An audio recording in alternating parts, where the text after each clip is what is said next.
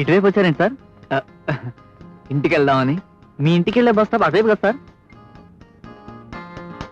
ఇది bus stop కదా? Bus స్టాపే. ఇక్కడ బస్సులు ఆగవా? ఆగుతాయి సార్, కానీ మీ ఇంటి వైపు వెళ్ళే బస్సెస్ ఆగు. మా ఇంటి వైపు వెళ్ళే నెంబర్ 11 అవుతుంది. నెంబర్ 11? నెంబర్ 11 మీ ఇంటి వైపు వెళ్తుంది. కరెక్టే. నువ్వు సూత్రం తప్పలేదు, నేను సూత్రం తప్పలేదు. సార్ మీరు ఇంటికి అన్నారు? అవునయ్యా, ఇంటికే. మీ ఇంటికే వస్తున్నాను. మా ఇంటికా? మా ఇంటికి వస్తారా మీరు? అవును, మా ఇంటికి వెళ్ళడానికి మీ ఇంటికి వెళ్ళే బస్ స్టాప్ లో ఎందుకు నిలబడతాను? ఒకవేళ అలా నిలబడ్డాననుకో, సూత్రమే తప్పు కదా. సూత్రం తప్పితే ఎక్కే బస్సు చేరే గమ్యం లెక్కే మారిపోతుంది కదా. అది కాదండి, మీరు మా ఇంటికి వస్తానని మాట ఇచ్చానుగా నీకు. మాట నాకా? ఏమయ్యా, ఇచ్చానా లేదా? మీరు ఇవ్వలేదు సార్, మా అక్క ఇచ్చింది. ఎరా నేను మాటిచ్చానా? అదిగో సూత్రం తప్పావు. పెన్ ఇచ్చింది మీ అక్క, మాట ఇచ్చింది నేను. ఇచ్చిన పెన్నను ఇచ్చిన మాట ప్రకారం మీ ఇంటికి వచ్చి ఇవ్వాలి కదా. అక్క ఇక్కడే ఉంది కదా సార్, ఇచ్చేయండి. ఇంటి దాకా రావడం ఎందుకు? సులభం కదా అని సూత్రం తప్పమంటావా? అది తప్పు. 2తో 2ను హెచ్చ వేసినా 4 వస్తుంది, 2కు 2 కలిపినా 4 వస్తుంది. అలాగని అసలు సూత్రాన్ని వదిలి హెచ్చవేతకు బదులు కూడికనో, కూడికకు బదులు హెచ్చవేతనో వేస్తే లెక్క దెబ్బతింటుంది. సూత్రమేమో రూట్ తప్పిన బస్సు లేక అటు ఇటు అటు ఇటు తిరిగి చివరికి చేరవలసిన గమ్యం చేరదు. అంత ప్రమాదం ఉంది ఒక్క సూత్రం తప్పితే. అందుకే ఇచ్చిన మాట ప్రకారం ఈ pen pen pen pen pen pen pen ఎంత కొంటావా ఈ పెన్? అవునయ్యా, ఎంత? ఎలా మెంటల్ కేసులో ఉన్నాడే.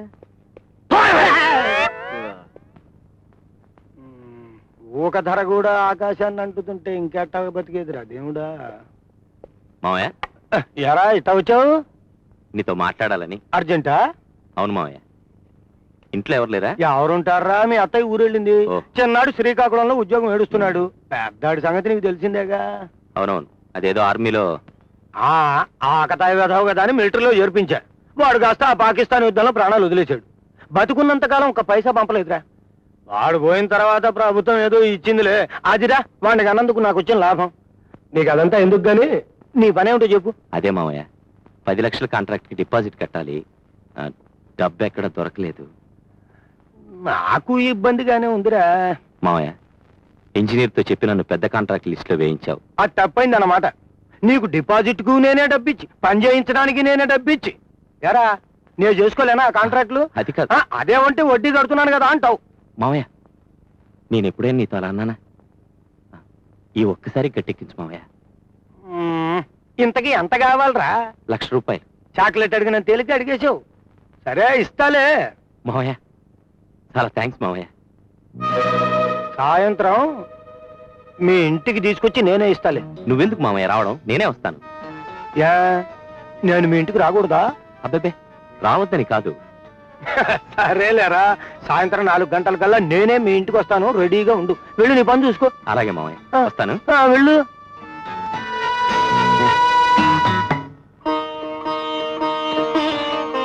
అరుణా, మా అరుణా, ఏమిటనయా? ఇదిగో ఈ బిస్కెట్లు తీసుకెళ్లి ప్లేట్లో పెట్టుబట్రా. ఎవరు వస్తున్నారనయా? ఆపద్ బాంధవుడమ్మా. అదిగో కారు వచ్చేసింది. వెళ్ళమ్మా, వెళ్ళు, త్వరగా తీసుకురా. ఇదిగో తీసుకెళ్ళి రామయ్య.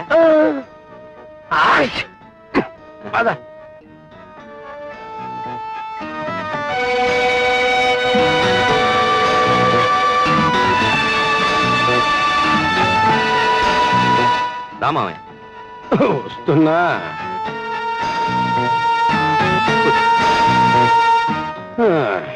బిస్కెట్ ఉప్పు బిస్కెట్లు లేదనరా. అమ్మా అరుణ, కాఫీ. మామయ్య, కాఫీ తాగుతావా మజ్జిగ తాగుతావా? మజ్జిగ చాలులేరా. మజ్జిగ గ్లాస్ తీసుకురామ్మా. ఒరే, ఇల్లు పాతదైనా దిట్టంగానే ఉందిరా. బర్మాటేకే చెల్లెలా? అవును మామయ్య.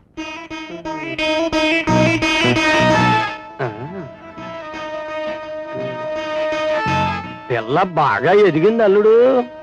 గజ్జల గుర్రంలా ఉంది. అడ్డమైన వాళ్ళందరి ముందు నిలబెట్టడానికి సిగ్గు ఎదురేకు. మన వ్యవహారాలు కాస్త చాటుగా మాట్లాడుకోవడం మంచిదేమో. అలాగే. నా గదిలో కూర్చొని మాట్లాడుకుందాం పద.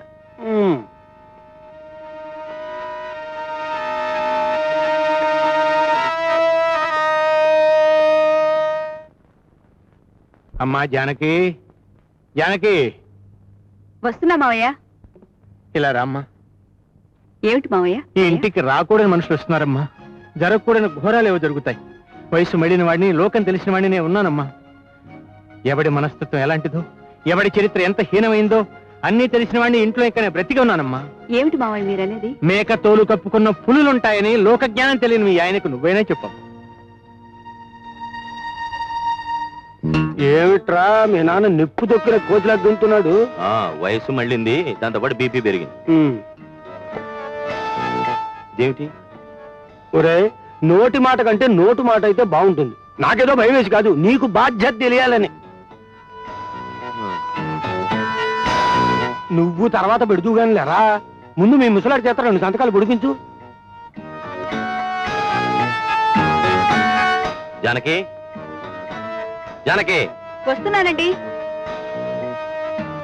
మీ మామగారి చేత దీనిలో 2 సంతకాలు పెట్టించు. నేనా?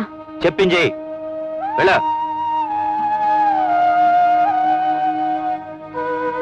వెళ్ళమంటుంటే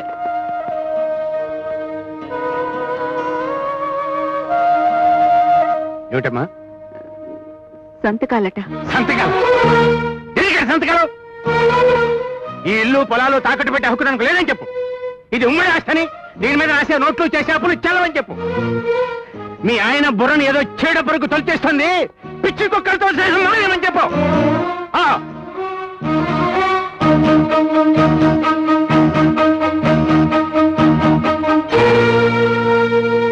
హక్కు లేకపోయినా సంతకం పెడితే అప్పిస్తాన్నాడుగా, అది కష్టమైందనమాట.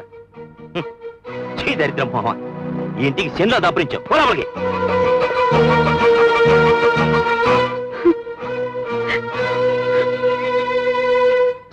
ఈ పని జరగదు మావయ్య, జరగదు. తొందరపడకు. ₹1.5 పెట్టి టైపు చేయించా. ఆ కాగితాలు తెంచుకో, రా ఇట్ట కూర్చో.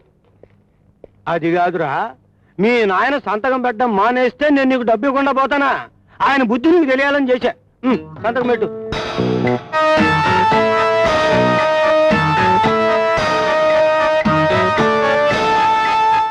లెక్క పెట్టుకో. డబ్బు నా చేతికి ఎందుకు మావయ్య? ఆ డిపాజిట్ ఏదో నీ చేతి మీదుగా కట్టి. నువ్వు అట్టగా కట్టాలి. ఆ కాగితాలు ఎక్కువ పద. శుభం.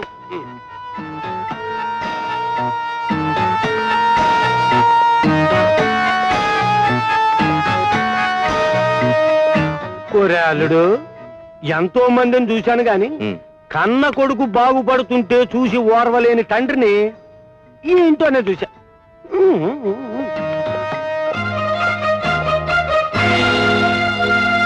అయిపోయిందమ్మా, పడిపోయాడు.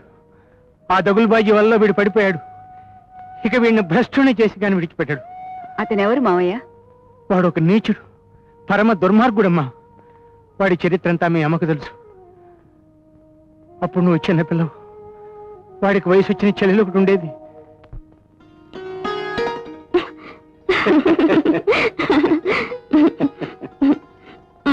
పెళ్ళైన తర్వాత మీ అన్నయ్య మన పెళ్లికి ఒప్పుకుంటాడా సావిత్రి?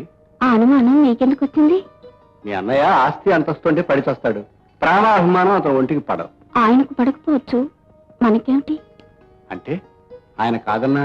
ఆయన కాదన్నా మన పెళ్లి జరుగుతుంది. నాకు రావాల్సిన ఆస్తి పంచమంటాను, దాంతో మనం హాయిగా బతకొచ్చు కదా. మీ అన్నయ్య ఈ పెళ్లికి ఒప్పుకుంటే చాలు, ఆయనే ఆస్తి ఇవ్వక్కర్లేదు. అదేం మాటండి, వచ్చే ఆస్తిని ఎందుకు కాదనాలి? ఏమే, ఈ దౌర్భాగ్యుడి వల్ల పడి తోటలు దొడ్లు పడి తిరుగుతోంది కాక ఆస్తి పంపకాల దాకా వచ్చాను. ఎరా, నా చెల్లెల్ని మోసం చేసి దాన్ని వల్ల వేసుకుని దాని ఆస్తి కాజేద్దామని చూస్తున్నావా? ఆస్తి కోసం మాయ చేయడం, అవసరమైతే ప్రాణాలు తీయడం మీకు అలవాటుందేమో కానీ మాకు కదండి. పిచ్చి కుక్కలాగా వాకు. ఇంకొకసారి నా చెల్లెలతో నేను చూశాను, అదే సిగ్గు మాలిన్నాను.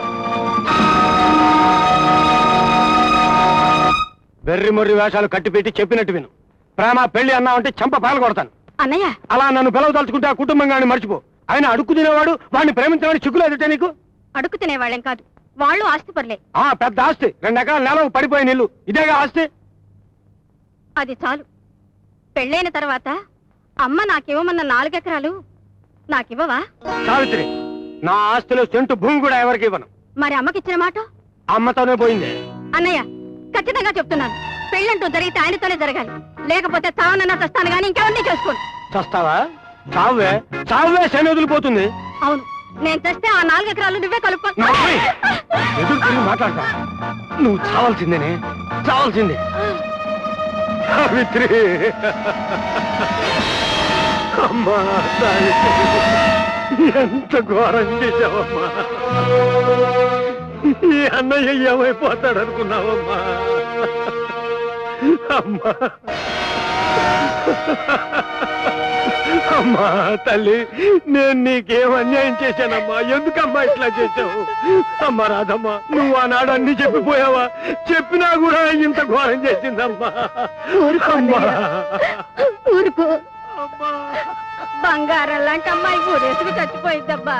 తను రేసుకొని ఉండదు, ఆ పెసనారోడే వేసుంటాడు. అవునవును, పెళ్ళంటే ఖర్చు, ఆస్తిలో భాగం పంచాలి కదా. పెంట కుప్ప మీద దమ్మిడి పడితే 4తో తీసుకునే పిసినారోడు వాడే చంపుంటాడు. అడిగేవాడెవడు?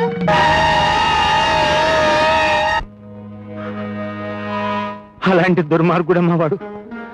వాడితో కలిసి వీడు తిరుగుతున్నాడు అంటే మన ఇంట్లో శని ప్రవేశించినట్టు. ఊరుకోమ్మా, నువ్వు ఊరుకో. తమ్ముడి రమ్మని ఉత్తరం రాశాను, సమాధానమే లేదు. ఏమిటో ఈ ఇల్లు ఏమైపోతుందో ఏమిటో.